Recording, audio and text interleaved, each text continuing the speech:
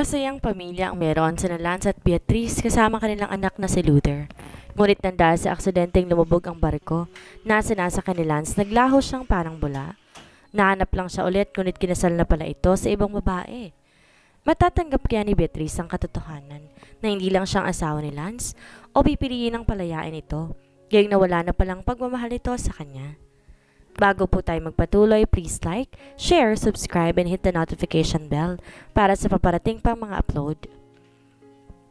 Maaga ko nagising para ipaghanda ng breakfast ang aking asawa na si Lance. Ngayon kasi siya luluwas sa Maynila pero mamaya pang 9 a.m. May business trip sila sa Pangasinan at barko pa ang naisipan nilang sasakyan patungo roon. Kahit pa pwede naman silang sumakay ng private helicopter ng kumpanya. Matagal ko siyang tinitigan na wari bang pinapamilyar ko ang gwapo niyang mukha. Pinasadahan pa ng mga daliri ko ang buong mukha niya. Hinaplos ko rin ang malambot niyang buhok. Hindi ko napigilan ang halikan ng ulo niya.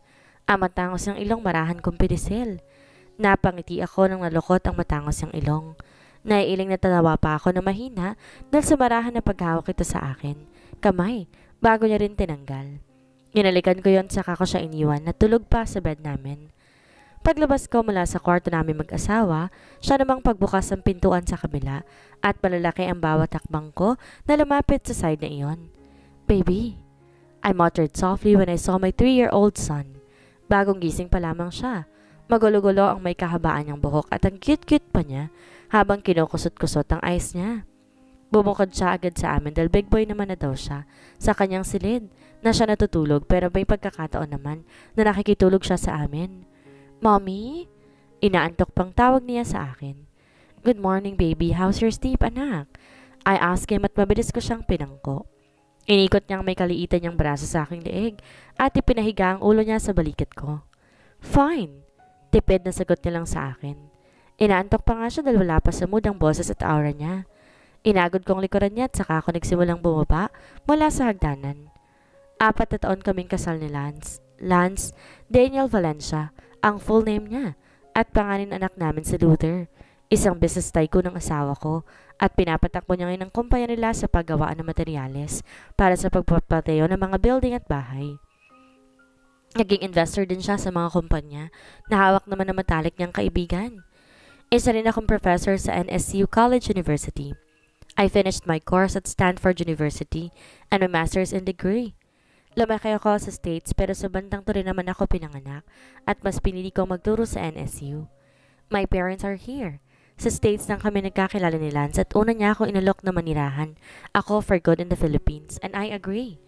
That was the time na naging kami. Ayoko rin namang mapalayo sa pamilya ko. Gusto naman ng papa ko na mag-aral sa ibang bansa dahil lahat ng mga kapatid ko mas pinili din na mag-aral doon. 5 kami magkakapatid at ako ang panganay. Kasunod ko naman si Sandro na 1 taon lang agwat namin magkapatid. Sina Cloud, Ishi, 3 taon naman ang gap nilang dalawa at ang bunso naming kapatid na lalaki ay si Xander. 10 years old pa lamang siya ngayon. Hindi strict ang parents ko kaya hindi rin nila kami kinokontrol sa mga bagay na gusto namin. Kaya nung sinabi ko na gusto ko magturo, agad silang sumang-ayon. Dahil ko ano raw ang gusto namin na marating sa buhay, sarili naming desisyon iyon. At hindi sila magiging hadlang para sa pangarap namin.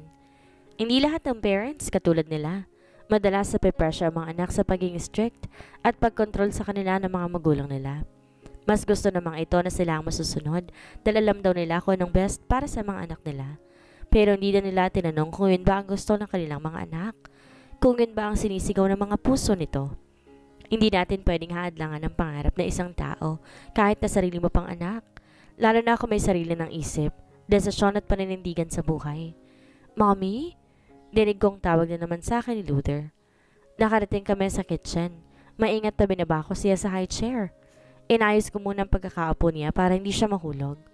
What do you want, baby? Fresh milk or mainit na gatas? Tanong ko sa kanya. Minsan kasi gusto niya ng malamig na gatas. Hot milk. Me? He replied. Nahihirapan pa siya sa pagbigkas nun. I nodded my head and planted a soft kiss on the top of his head before I approached the fridge to prepare his milk. Binuksan ko yon. Kinuha ang fresh milk para painitin na rin. Nilitian ko ang anak ko nang magtagpo ang mga mata namin. Namumungay ang mga mata niya na tahimik pinapanood ang bawat galaw ko. Ang braso niya ay nasa island table at ginawang unan iyon. My son, Luther. Mas nakuha niyang physical appearance ko. Malaki ang pagkakahawig niya sa akin kaysa daddy niya, na yung mga mata lang ang nakuha nito at saka yung pag-uugali na medyo tahimik, snob at suplado. He smiled at me. I will cook our breakfast muna while we were waiting na uminit ang milk mo. Ha? Malambing na sabi ko pa sa kanya. Lou ang ibinigay na nickname sa kanya ng daddy niya. He liked it anyway. Okay po, me? Sagot niya at natawa ko nang humikab pa siya. Are you sleepy pa? I asked him. A little bit, pero gising na po talaga ako. Inihingal pang sabi niya. Binuksan ko ang rice cooker kasi alam kong may natira pang kanin doon para gawin kong sinangag. We have kasambahay here pero gumagalaw lang sila sa work kapag may iniutos na kami. Kung hindi naman ako masyadong busy, ako nagluluto para sa breakfast at dinner namin. Pero na lamang sa lunchtime dahil nasa university ako that time. Naiwan kong minsan sa mansyon namin si Lou with his babysitter, pero madalas ay sinasama ko siya kapag nagkakatuwaan sila ng mga estudyante ko. Uuwi siya pero masama agad ang tingin niya sa mga taong gustong pangigilan siya, but when it comes to his father, nagsusumbong siya. Sasabihin lang siya nito na, ganyan ang gwapo, pinagkakaguluhan. Hindi na lang ako sumabat pa dahil sa mayabang at mahangin niyang daddy. Lance, my son smiled at me. Ginalaw pa niya pataas at pababa ang kanyang kilay. What a silly kid. His attitude manang-mana sa tatay. Tumunog ang heater habang ginigisa kong kanin na nilagyan ko pa ng 2 itlog. Pinatay ko muna ang stove at nagsalin sa baso ng gatas. Yung little cup ni Lou na may cartoon character. Ang favorite niyang anime. Lumapit ako sa kanya. At ibinigay ko sa kanya ang milk niya. Gusto mo ba sa feeding bottle mo, Lou? Nakangiti ang tanong ko. Kumaba ang uso niya dahil doon. I'm a big boy na po, me. He reasoned out. I laughed at him and kissed his cheek bago ko bumalik sa pagluluto ko. Natapos ko na lulutuin ko. Sinangag na may itlog. Hotdog na favorite kainin ng bubit ko. Beef tapa and pancit canton. Juice and coffee na umuusok dahil sa init ito. Sakto nakapaghain na ako sa table at una ko nakita si Lou nang umunguya na ng hotdog. Napahawak ako sa aking magkabilang bewang. Sunod-sunod ang pagkagat niya at nakaubos pa siya ng 2 piraso. Tsaka niya lang napansin ang presensya ko. Oops! Bulalas niya at napatakip pa siya sa kanyang bibig nang ma-realize niyang nahuli ko siya. Natatawa na lamang ako dahil sa kalikutan ng bata. It's okay, honey. Eat well and I just call your dad. I told him. He shook his head and pointed his little finger on my back. Dee is here. Come on, Dee. I am so hungry na po. Nakangusong sabi niya at bumaling naman ako sa likod ko. Nakatayo na pala sa may pintuan ng asawa ko habang nakahilig dito. Yung kamay niya nakakrus lang sa kanyang dibdib at may ngiti sa labi habang pinapanood kami mag-ina. Tanging plain dark blue shirt and black pajama ang suot niya. Wala pang ligo pero ang fresh na niyang tingnan. Ngumiti siya sa akin. Nagsimulang humakbang sa kinaroroonan namin ni Lou. Una niyang binati ang aming mga anak. Gililo ang buhok pagkatapos salikan ang tuktok ng ulo nito. Good morning, kiddo. Pumupostit ka na kagad ng 3 hotdogs nang hindi naman malayan ni mommy ah. Nangaasar pang sabi niya. Mabilis na nagprostesta ang bata. Di, I only ate 2 not 3 hotdogs. He defensively said and shook his head repeatedly. Lou, what about the 3 you were holding right now? Hindi pa ba 3? Nakangising tanong pa niya. But Dee, I did not eat pa kaya. I was just holding this. Humalakak na lamang si Lance dahil sa pagdadahilan ng anak niya. Where's my freeze bomb, little bud? He asked at iningat pataas na nakakuyom niyang kamao. Hindi na tumulis pa ang uso ni Lou at parang dinikat niya na lang din ang maliit na kamao niya. Matamis pa ang naging ngiti niya. Tuwang-tuwa siya kapag ginagawa nila yan. Oh, that's my boy, he said at binilik na sa ayos ang buhok nito. Pagkatapos niyang guluhin, na braso na yumakap sa bewang ko. Kasabay ng paghalik niya sa leeg ko, dahil na nagsitaasan ng balahibo ko sa katawan at ang mabilis sa pagpintig ng puso ko. I am like this. My heart, kung nasa malapit lamang siya. Good morning, wife. Thank you for the breakfast. Malambing na sabi nito sa akin. Marahang pinihit ako nito paharap sa kanya. Son, close your eyes, he said. At nakita ko pa ang mabilis na pagtakip nito sa mga mata niya. Matatawa pa sana ako ng mabilis na hinapit ako ng asawa ko sa bewang. Palapit sa kanya at inangkin ng buo ang mga labi ko. Saglit lang gumalaw ang mga labi niya at kinagat pa ang lower lip at sa kanya ako pinakawalan. Alam ko hindi pa siya satisfied pero hindi na ba niya kaya magtagal iyon, lalo na sa harapan lang namin ni Lou. Good morning too. I greet him back. Inabot ko ang kanyang buhok. Inayos din tong tumatabing sa kanyang noo. Ramdam ko ang mabibigat niyang tingin sa akin pero hindi ko iyon pinansin. Bumaba ang tingin ko sa kanyang makapal na kilay. Sa kanyang mga mata na makikitaan ng pagkislap sa iba't ibang emosyon na madalas din niyang pinapakita sa akin. Pababa pa sa matangos niyang ilong at sa labi niya na bahagyang umangat ang sulok nito. Tumigil lang ang paghagod ng tingin sa kanya nang hinaplos niya ang pisngi ko. I love you, sincere na sabi niya. Mahal din kita, sabi ko at kinintilan na magaan na halik ang aking noo. I love you too, di? Natawa kami pareho dahil sa pagsabat ni Lou. But I want to eat na po, he added. Inila ko nila sa ituro kong refrigerator namin. Kukuha lang ko ng picture, hon, sabi ko sa kanya. Umiling siya. Umupo ka na lang at ako na nga ang kukuha, sabi niya, at tinahayaan ko na lamang. Umupo ako sa tabi ni Lou, pinagsando ko na siya ng sinangag. Siya na mismong kumuha ng maraming hotdog sa plate niya. 5 yun. Nangalahati na rin ang gatas niya. Bumalik sila sa sat down sa tabi rin ng aming anak, kaya't nasa gitna na namin si Lou. Katulad na nakagawian niya ay ako ang unang pagsasandukan niya ng kanin bago sa plato niya. Thanks, hon, I said na ginantihan niya lamang ng ngiti. You're always welcome, wife, sabi niya. Nilapit ko sa plate niya ang cup of coffee. Tubig naman para kay Lou na mabilis ding inabot at nagpaalalay pa sa daddy niya na umiinom nito. Wala ka na bang naiwan, hon? Tanong ko sa asawa ko na ngayon ay nakanda na nga talaga siya para sa pag-alis niya. Nakasuot siya na itim na office attire. Lumapit ako sa kanya para ayusin ang korbata niya at pumulupot naman sa aking bewang ang matipuno niyang braso. Parang di ko gustong umalis. Mas gusto ko makasama na lamang kayo rito ni Lou, sabi niya at napabuntong hininga pa siya. Ako rin naman, pag-amin ko. Simula pa kahapon na sinabi niya sa akin na pupunta sila sa Pangasinan. Parang di na ako panatag na alis talaga siya kahit business trip pa nila iyon. Ewan ko ba sa sarili ko kung bakit nagiging negative ako ngayon. But I need to, wife. Para ito sa inyo ng anak nating si Lou. Ani at masuyong hinalikan ng aking noo. Napangiti ako sa ginawa niya at niyakap kong braso ko sa kanyang leeg. Sinalubong naman niya ako ng mariin na halik na agad kong tinugunan. Mag-iingat ka roon. Ani ko nang pakawalan na namin ng isa't isa. Hinaplos pa ng hinalaki niyang daliri ang gilid ng labi ko. He was catching his own breath too. Kayo rin dito ni Lou. Mahal na mahal kita. By the sea? Mahal ko kayo ni Lou. Tandaan mo na kung wala ako'y wala rin ako ngayon. Habilin pa niya na kanatango ko. Huwag niyo na ako ihatid. Ayoko makita niyo akong umaalis. Paalala pa niya. Natawa na lamang ako. I love you too, hon. Hihintayin ka namin ni Lou. Saad ko. Tatawag ako agad kapag nakarating na kami roon, okay? Sige, ihintayin ko ang tawag mo. Sinunod ko nga sinabi sa akin ng asawa ko, di na namin siya inihatid pa dahil hanggang gate lang naman naming dalawa si Lou. Inaamin ko talaga, kakaiba ang pakiramdam ko habang iniisip kong aalis siya. Sanay naman ako na palagi siyang umaalis dahil sa business trip nila. Pero hindi ngayon, na hindi talaga ako mapakali. Pero ilang minuto lang nakalipas, tumawag naman siya sa akin. At kahit papaano gumaan ang dibdib ko. Narinig kong boses niya na nasisiguro kong maayos naman siya.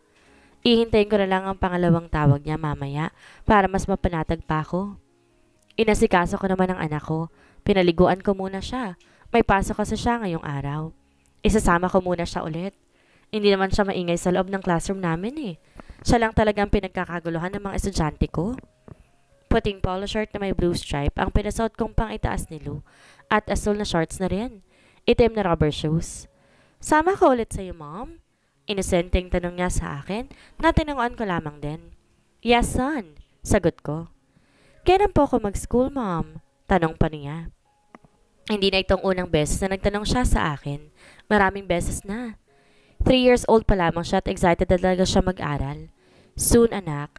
Dapat 6 or 7 years old ka na. Ani ko at pinakita ko pa sa kanya ang mga daliri ko. Ah! Tumatangong tugon niya. Ah! Pagagaya ko pa sa kanya na kinabungis-ngis niya. Lumitaw na naman ang maliliit niyang ngipin.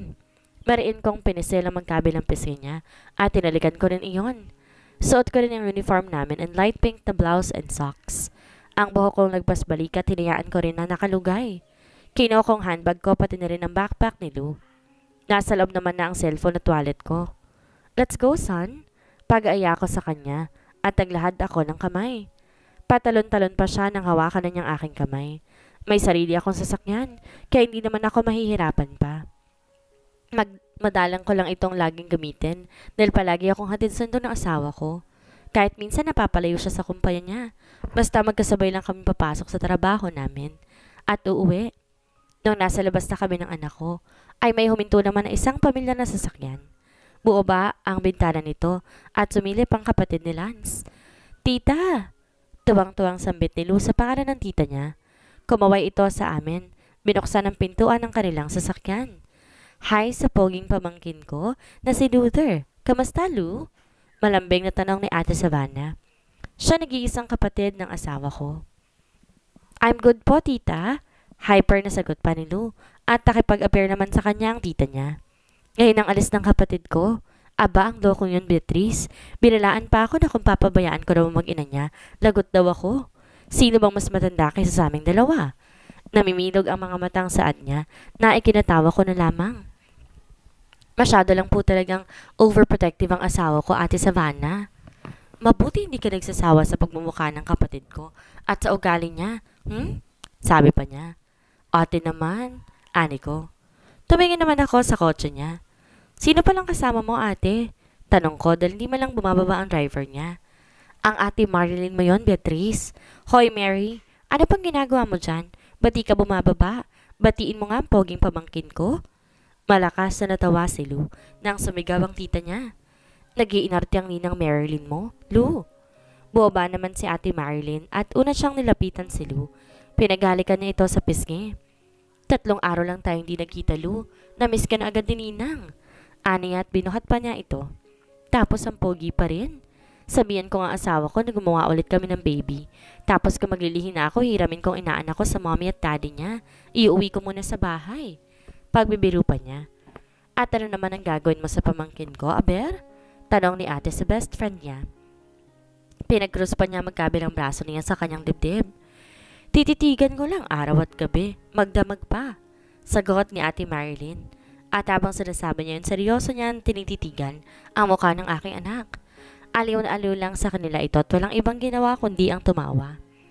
Ginawa pang manikang pamangkin ko. Ay, baka malilita si Beatrice sa klase nila. Naku, napahaba ang chikahan natin. Beya, kami na munang bahala sa anak mo, ha? Ani ate at napatingin ako sa anak ko. Ayos lang ba na kina ate at ninang Marilyn ka muna, son? Tanong ko sa kanya at tumango naman siya. Opo, mami. Don't worry, Lou. Nasa bahay ang mga pinsan mo at ang anak ng ninang mo. May kasama ka ron. Ani ate. Sige po, Tita Savannah. Napangiti naman ako nang sumenya siya sa akin. Mabilis siyang ibinaba ng ninang niya at patakbong lumapit sa akin. Sinalubong ko naman siya at lumuhod para yakapin siya. Behave ka lang, anak. Malambing na sabi ko at tinalikan kong tuktok ng ulo niya. Okidoki, mommy ko. Sagot pa niya.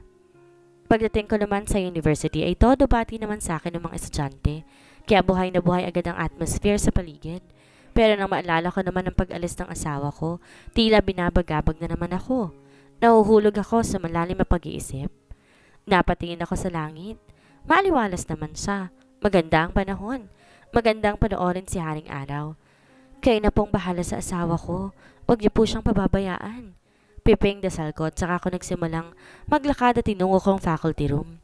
Mamaya pang 8:30 AM ang klase ko, kaya may sapat na oras pa ako para sa paghanda. Inayos ko muna ang mga papeles ko sa table. Good morning, Ma'am Beatrice. Bati sa akin ang co-teacher ko na si Ma'am Gianna. Nasa mid-40s na siya.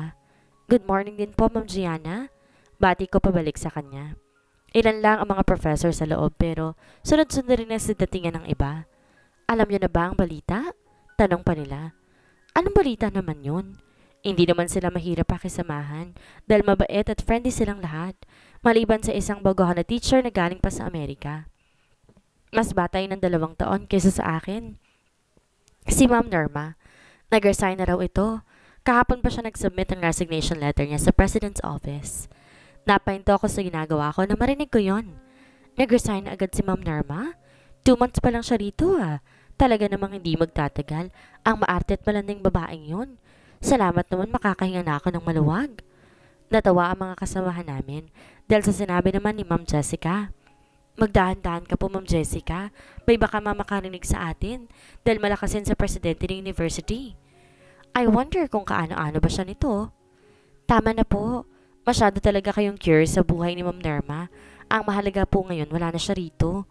Hindi na siya magiging banta pa sa inyo. Sabat ko na agad naman nilang sinang-ayunan. Ma'am Beatrice, ang asawa mong pinakagwapong dumantay sa university natin. Alam ko mahal na mahal ka ni Sir Lance, pero kapag nagpakita sa akin ng babaeng yon na may binabalak na masama sa inyo, kakalmutin kong pagmumukha nun. Napatango ako at napatawa na rin. Di naman lingid sa kaalaman ko yon.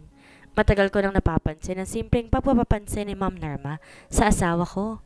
Mabuti na lang walang pakialam sa kanya si Lance. Tsaka isa pa hindi siya papatulan nun. Mahal ako ng asawa ko at di niya magagawang palitan ng kami ni Lou sa tulad ng babaeng yon. Mauna na po ako. Magsisimula na rin ng klase ko Paalam ko sa kanila. Sige ma'am, good luck. Sabay-sabay na sabi pa nila. Good luck din po sa inyo. Nakangiting tugon ko naman. Natapos ang buong araw na klase ko. Hanggang 4 p.m. lang naman kaya hindi rin naman nababagot na maghintay sa akin si Lou sa ting sumasama siya sa akin sa school. Mahaba rin ang pasensya ng anak ko. Si Daddy Lance niya yun naman na.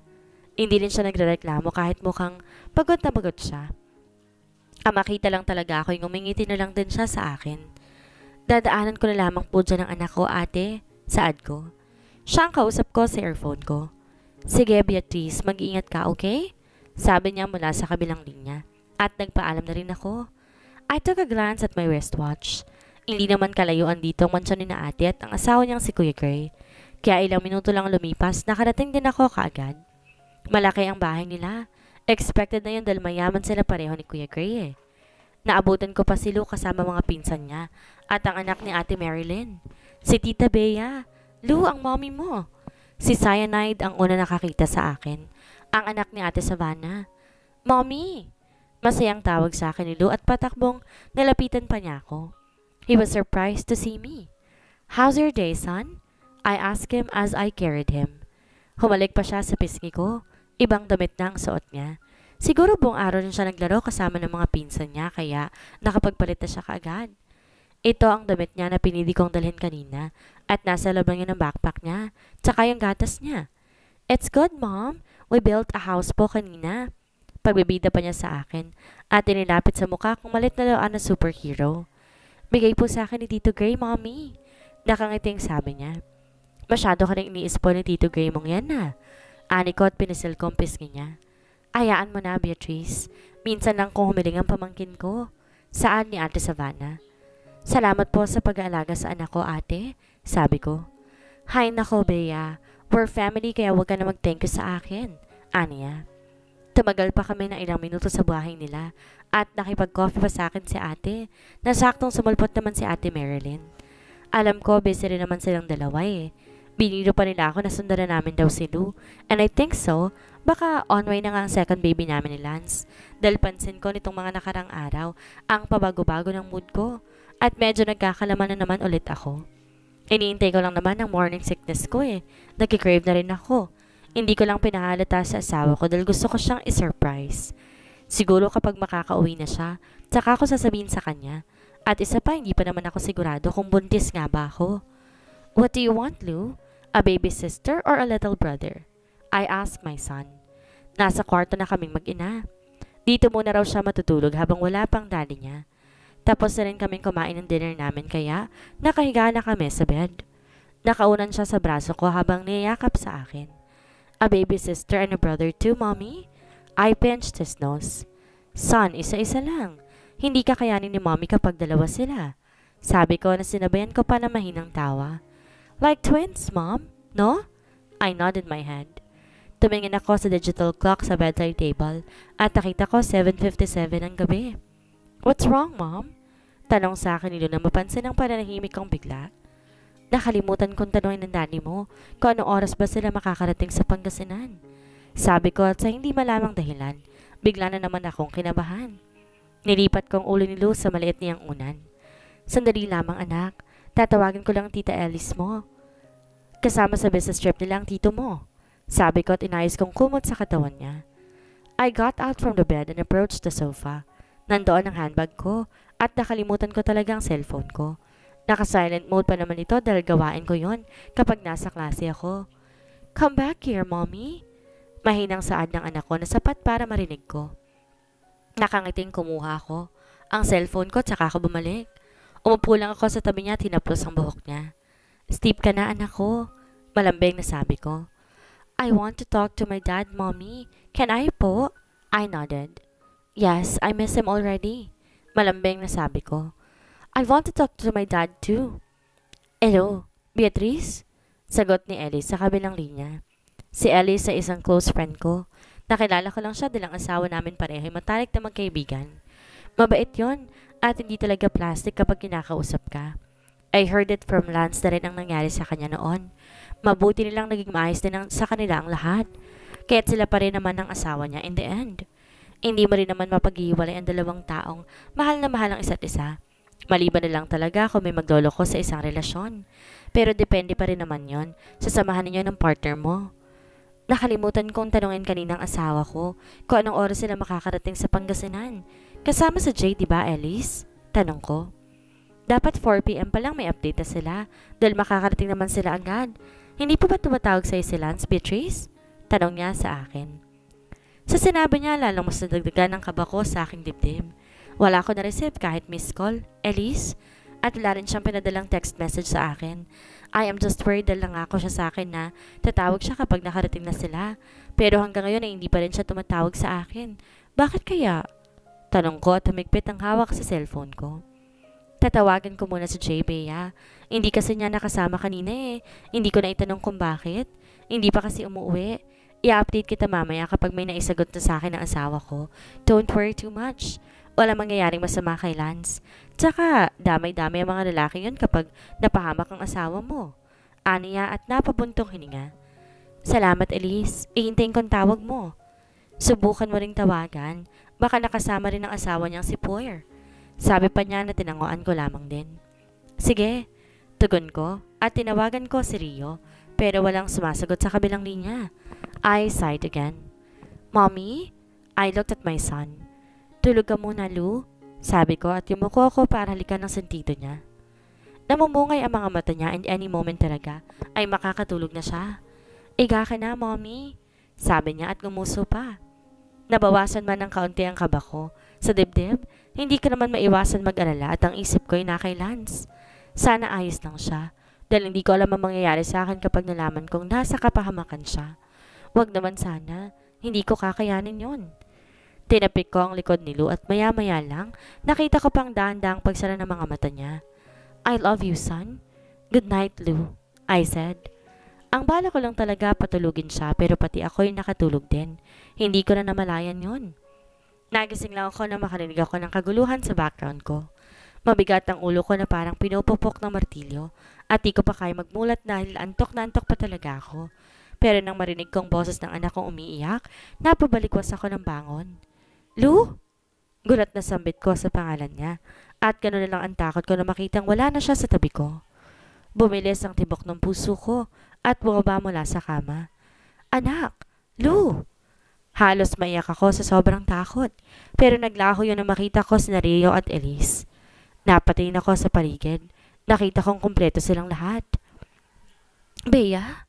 Umiiyak na tawag sa akin ni Ate Savannah. Teka lang, bakit siya umiiyak? Mahigpit ako nitong niyakap at umiyak siya sa balikat ko.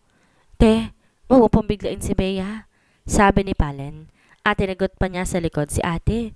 Umalog ng hustong balikat niya. Ano pong nangyari ate? At bakit nandito kayong lahat? Naguguluhan ko pang tanong. Abala si Rio sa pagbupatahan sa anak ko na malakas lang umiiyak. Bea, ano? Ano bang nangyayari? Bakit umiiyak ang anak ko? Kinakabahang tanong ko pa. Sa dami nila, nagawa ko pa rin silang tingnan isa-isa dahil nais kong sagutin nila ang tanong ko. Sa paraan ng pagtingin nila sa akin, mas doble akong kakabahan nito eh. Parang napakahirap sa kanilang lahat ang sumagot dahil tuwing magtatagpo aming mga mata, sila ang kusang umiiwas at yumuyuko pero may kasamang pagluha. Hindi ko na sila maintindihan pa. Ano ba talaga ang nangyayari? Bakit ganyan sila makatingin sa akin? At bakit hindi nila ako sinasagot? Bakit kayo ganyan? Bakit tinititigan niyo lamang ako? Sagutin niyo ako. Sagutin niyo ang tanong ko kung ano ba ang nangyayari. Hindi ko na naiwasan pang magtaas ng boses at umalingaw pa iyon sa loob ng bahay namin kasabay ng pag-iyak ni Lou. Listen, Bea, sabi ni Agnes at lumapit sa akin. Kumala sa pagkakayakap sa akin si Ate Savannah. Hinawakan ni Agnes sa magkabilang balikat ko at patiim akong tinitigan. Sasagutin mo ba ako, Agnes? Nakikiusap at tanong ko pa sa kanya. Huwag kang magugulat, okay? Tumango ako sa sinabi niya. Nahugot ko pa ang sarili kong hininga na magsimulang bumuka ang kanyang bibig. Si Lance, ang barkong sinasakyan nila ay lumubog. Diretsong sabi niya at parang saglit huminto ang takbo ng oras o baka yun lang ang pakiramdam ko. Parang mabibingi rin ako sa lakas ng tambol sa aking dibdib. Tumango ang balahibo ko sa katawan at sumigip ng hustong paghinga ko hanggang sa kumirot na ang puso ko. Ano yun, Agnes? Nauutal ko pang tanong sa kanya. Nanginginig ang mga kamay ko at nag-ingit na agad ang sulok ng mga mata ko. Agnes, please, pakiulit naman ang sinabi mo. Ang barko ni Lance, lumubog kaninang 7 p.m. Hindi sila agad nakaalis. Hindi ko na narinig pa ang ilan sa mga sinabi niya dahil wala na ako narinig pa. Umiikot ang paningin ko hanggang sa dumilim na nga ito. Oh my God! Bea! Narinig ko pang sigaw nilang lahat bago ako nawala ng malay.